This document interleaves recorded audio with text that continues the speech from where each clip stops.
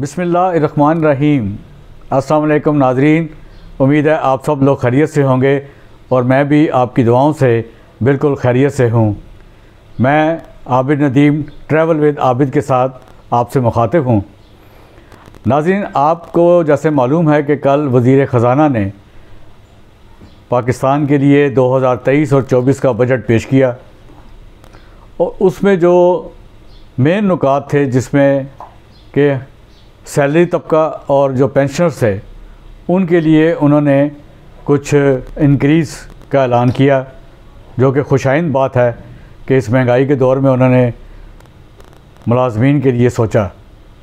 तो मैं आज सिर्फ़ ये जो व्लॉग है मेरा, ये उन लोगों के लिए जो सैलरी तबका लोग हैं, जो पेंशनर्स हैं और जो मतलब जो पेंशन उनके लिए मुकर्रर की गई है, यानी 1 ग्रेड से 16 तक 35% इंक्रीज़ किया गया है, 17 से अबव जो है वो 30% इंक्रीज़ किया गया है और पेंशनर्स के लिए 17.50 इंक्रीज़ किया गया है। तो अब मैं आपको पहले उन लोगों के बारे में बताता हूं जो सैलरी तबका है, जो 1 to 16 ग्रेड तक है, जिनके 35% इंक्रीज़ हुई है। और एक कैलकुलेशन मैंने ऐसे की है कि यानी जिसकी जो बेसिक है उसके हिसाब से वो अपनी कैलकुलेशन कर सकता है।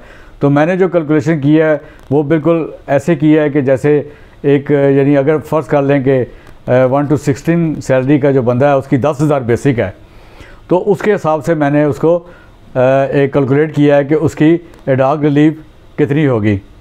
बेहतर होता कि अगर इसको बुनियादी तनख्वाह में डाल दिया जाता तो ज़्यादा बेहतर था, इससे लोगों को फ़ायदा हो जाता, लेकिन चलें ना होने से बेहतर है। तो मैं ज़रा आपको थोड़ी सी तफसील बताता हूँ कि अगर 1 to 16 ग्रेड तक अगर जिसकी बेसिक जो है वो 10,000 से 1 लाख के दरमियान है, यानी अगर उसकी है तो उसकी इंक्रीज़ कितनी होगी।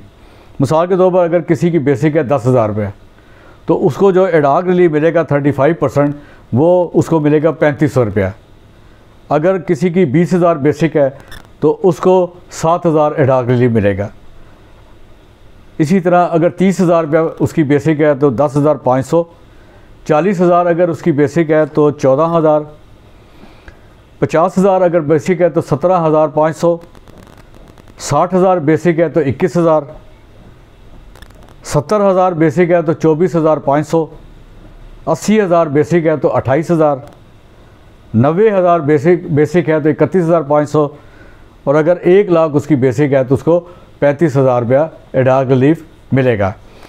तो ये तो 1 to 16 की मैंने एक कैलकुलेशन की है। अब जिनकी अगर 10,000 से कम है वो उसको 35% कर लें और जिसकी 10,000 से 1 लाख के दरमियान जितनी भी उनकी बेसिक बनती है वो उसको कैलकुलेट कर लें, तो वो उसकी 35% जो इंक्रीज़ है एडॉग रिलीफ वो उसको मिल जाएगी। अब आगे आते हैं 17 एंड अबव। इसकी 30% इंक्रीज़ की गई है 1/7/2023 से, यानी 1 जुलाई 2023 से इसकी इंक्रीज़ की गई है। अगर ग्रेड 17 से 23 का अगर किसी की बेसिक 50,000 रुपया है तो उसकी 15,000 रुपया 30% के हिसाब से उसकी एडॉग रिलीफ बढ़ेगी।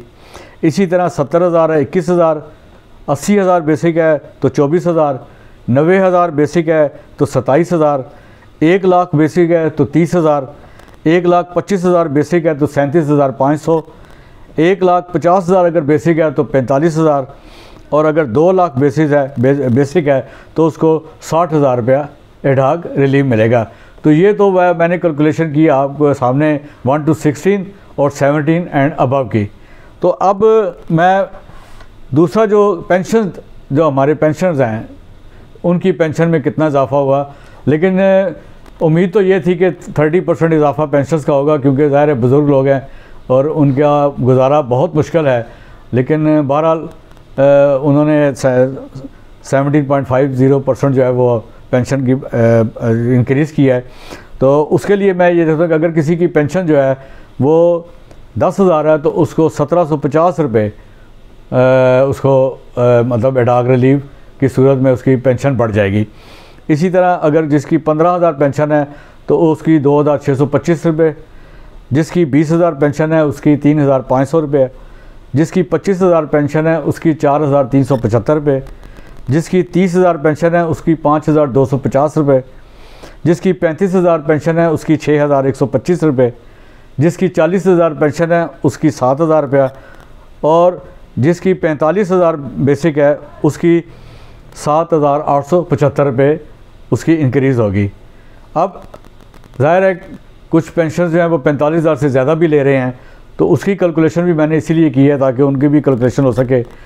अब जिसकी 50,000 पेंशन है उसकी 8,750 रुपये, 55,000 जिसकी पेंशन है 9,625 रुपये, जिसकी 60,000 पेंशन है 10,500 रुपये, 70,000 पेंशन है 12,250 रुपये, 80,000 पेंशन है तो 14,000 रुपये, 90,000 पेंशन है तो 15,750 रुपये, 1 लाख पेंशन है तो 17,500 रुपया, 1,50,000 अगर पेंशन है तो 26,250 रुपये, और अगर 2 लाख पेंशन है तो 35,000 रुपये।